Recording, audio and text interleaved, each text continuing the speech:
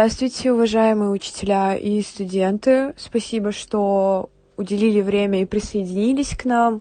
Сегодня наша конференция посвящается двум очень важным праздникам, о которых мы вам сегодня расскажем поподробнее.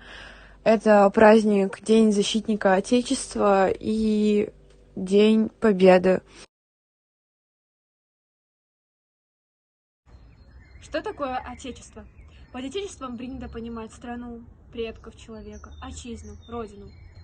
Отечество – это и природа, и человек, порядки, традиции, культурное наследие.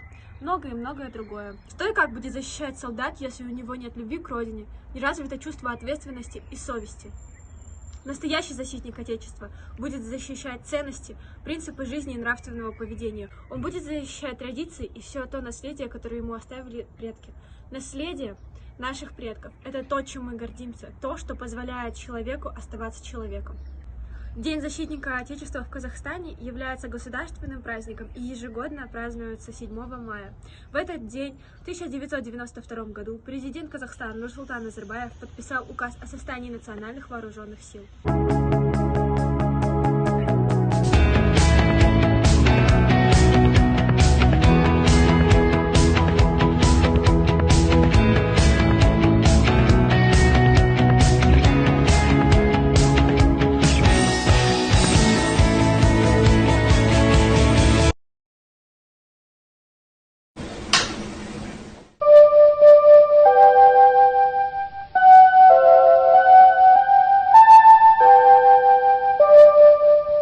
Внимание! Говорит Москва. Передаем важное правительственное сообщение. Граждане и гражданки Советского Союза, сегодня в 4 часа утра, без всякого объявления войны, германские вооруженные силы атаковали границы Советского Союза. Началась Великая Отечественная война советского народа против немецко-фашистских захватчиков. Наше дело правое, враг будет разбит, победа будет за нами!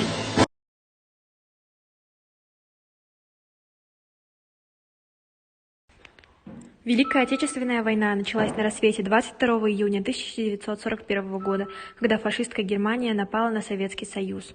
Тогда начались ожесточенные войны, которые забрали жизни многих людей. Киевская оборонительная операция, Смоленское сражение, битва за Ленинград,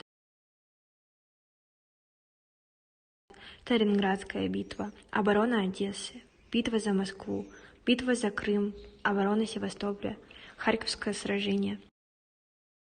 Но позднее силы Советского Союза взяли преимущество в свои руки и начали контрнаступление. И, наконец, контрнаступление под Сталинградом, Курская битва, битва за Днепр, освобождение территории СССР, разгром гитлеровской Германии 1944-9 мая 1945 годов.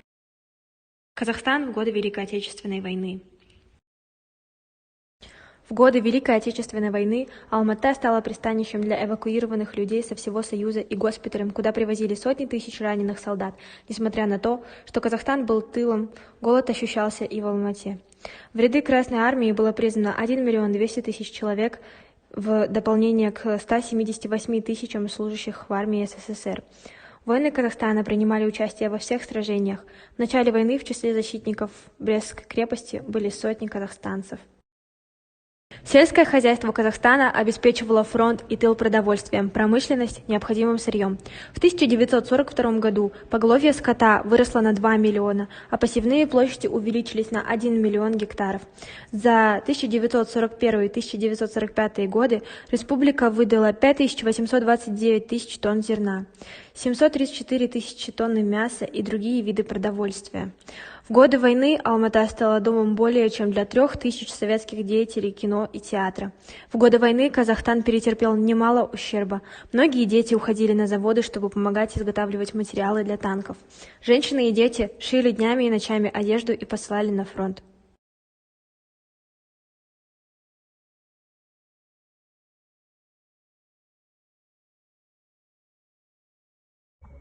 За героизм, проявленный на фронтах Великой Отечественной войны, боевыми орденами и медалями СССР были награждены сотни тысяч воинов из Казахстана, в том числе 96 638 казахов. 497 человек, в том числе 98 казахов, удостоены звания Героя Советского Союза. Среди них казахские девушки-пулеметчица Маншик Маментова и снайпер Алия Молдагулова. Также в нем участвовали казахстанские летчики Бенгельдинов, Беда, Павлов, Луганский дважды стали героями Советского Союза. 9 мая каждый год традиционно по всей стране празднуется День Победы.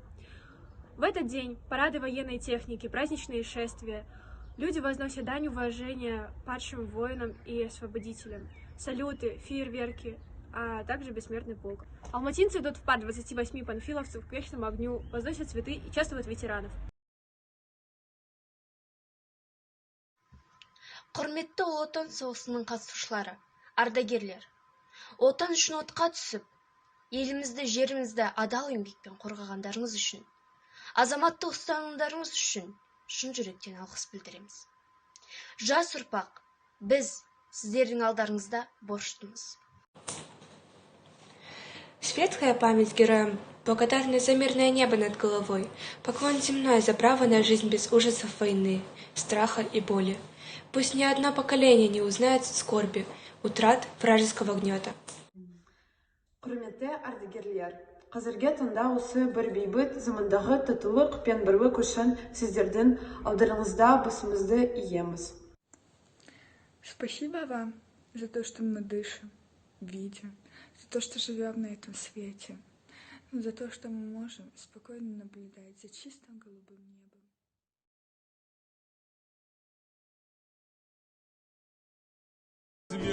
Бессмертный полк. Главной задачей этого движения является сохранение в каждой семье личной памяти о поколении Великой Отечественной войны.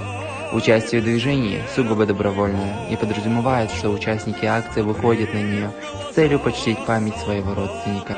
Участникам акции разрешается присоединиться к шествию или принести транспарант с портретами или фотографией к вечному огню, иному памятному месту. Вместе с этим желающим предоставляется возможность внести имя своего родственника с краткой биографией в список имен участников Великой Отечественной войны. Акция быстро стала международной. Уже в феврале 2013 года более 30 городов России, Украины, Казахстана и Израиля выразили желание организовывать у себя бессмертный полк. Уже второй год подряд из-за коронавирусной ситуации в мире не позволяет отметить День Победы в традиционном формате. В этом году акция «Бессмертный полк» проходит в онлайн-формате. Любой желающий сможет почтить память победителей и поздравить ветеранов. Уже сегодня можно отправить фотографии и истории своих героев на сайт salemsocial.kz76. Ученики 105-й группы подготовили видео поздравления в честь Дня Победы. Как мало с нами вас осталось. Героев страшной той войны. Вы до последнего сражались. За мир и счастье для страны. Склоня голову перед вами. Спасибо, тихо говорим. Не передать вовек словами. Как сильно вами дорожим. 100 лет как минимум живите. Мы очень рады видеть вас. С Днем Победы сейчас примите. Вы в поздравлении от нас. Как могли этот День Победы порохом пропах. Это праздник с сединою на висках.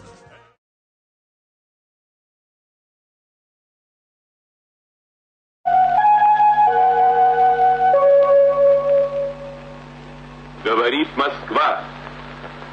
Говорит Москва. Приказ Верховного Главнокомандующего по войскам Красной Армии и Военно-Морскому флоту. 8 мая 1945 года в Берлине представителями германского верховного командования подписан акт о безоговорочной капитуляции германских вооруженных сил. Великая Отечественная война, которую вел советский народ против немецко-фашистских захватчиков, победоносно завершилась. Германия полностью разгромлена. Товарищи красноармейцы, краснофлотцы, сержанты, старшины, офицеры армии и флота, генералы, адмиралы и маршалы, поздравляю вас с победоносным завершением Великой Отечественной войны.